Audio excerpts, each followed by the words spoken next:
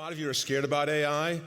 My role here, as I see it today, is to bring the future into the present, to give you a sense for two sides of this. My primary care physician, I've known for decades now, said to me a few months ago, he said, "So Tom, what about AI? What's going to happen? Is it good or is it bad?" And I said, you know what? It's both. The bad will go like this, and hopefully the good will go like this. The two will both accelerate. But what we hope for, and what we hope for with every technology, is that the good outpaces the bad. So with every advance, there's a downside, there's an upside. What we see first, because we're humans, is we see the fear. And then we see the benefit. It's the way we're wired. We had to run from the beasts and hide in the caves. Our intuition, our ability to predict, was predicated on our ability to predict the fear, the threat, the risk of the future, and to run from it, to survive. And that's still the way we're wired. Human beings haven't changed in thousands of years. We're not going to change in the next thousands of years. But what has changed are the technologies with which we experience the world and we shape the world. We are 5 minutes into a 24-hour poker game. What you see of AI today is barely scratching the surface of what will be.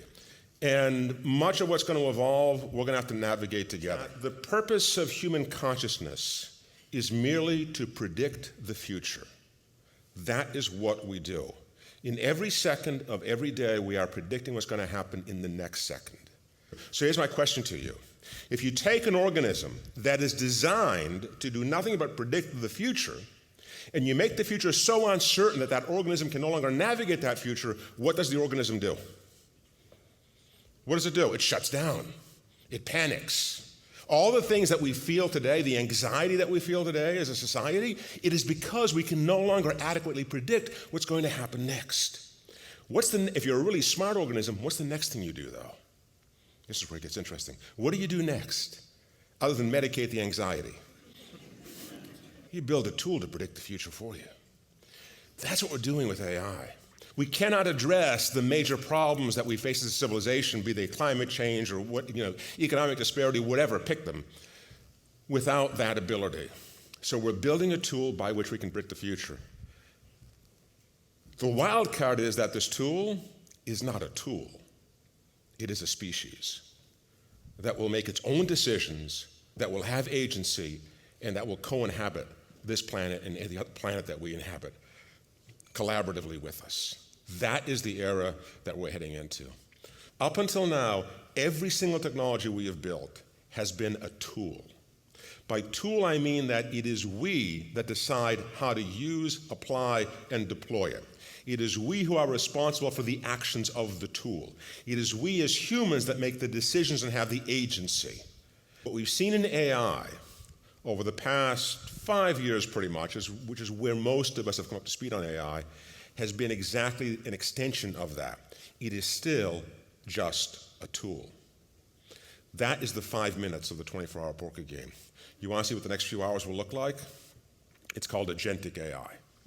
Agentic AI is AI that has agency, that makes decisions, that runs applications, that has full authority, initially within a scope of authority that we will provide it with, but ultimately that will train itself, build itself, and evolve itself, and make decisions by itself. That is the greatest single benefit and value proposition of AI. It is not the LLMs, it's not the chat GPTs that you're playing around with today, that most of us are playing around with today. It is the agentic nature of AI to take over and start to do things that we otherwise do as humans. Beyond that, as agentic AI begins to take hold, two other things will be occurring. Artificial general intelligence, an AI that is truly as intelligent as any one of us, or the most intelligent among us, will evolve. That's going to happen within a 5 to 10 year time frame. 10 years is being very generous. And artificial superintelligence, an AI that is as intelligent as all of us combined, and by all of us I mean the entire globe, will begin to take shape. That's a longer horizon.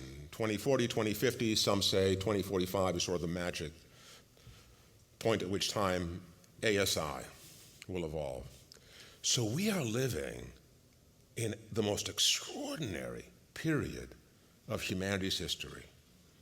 We've talked about finding alien life. We're building alien life. Up until now, we have consistently been able to upscale humans with relative ease. How do you upscale humans? You educate them.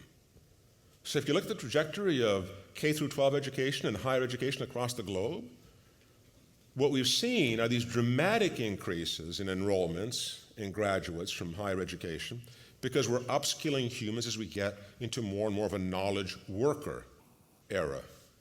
But what happens when that knowledge work goes away? What is the last bastion of humanity's value proposition? The agricultural revolution took a couple of hundred years. The industrial revolution, took 100 years, conservatively. This will take 10, 20 years. So we have to change our educational system. We have to seriously consider how we're going to create new value as human beings. The thing I always am amazed by, whether I'm mentoring a small business or working with a Fortune 500 or looking at the general trajectory of all the companies that have come and gone in the 40 years that I've been doing what I do, it is our complete and utter lack of ability to appreciate how we can create new value. We always discount that. And yet we always do it. Yeah, it'll take some navigation. There'll be a lot of roadblocks along the way. There'll be some tragedy too. But we will figure it out because that's what we do as a species. We up our game each time that challenge comes along. AI will make us more human.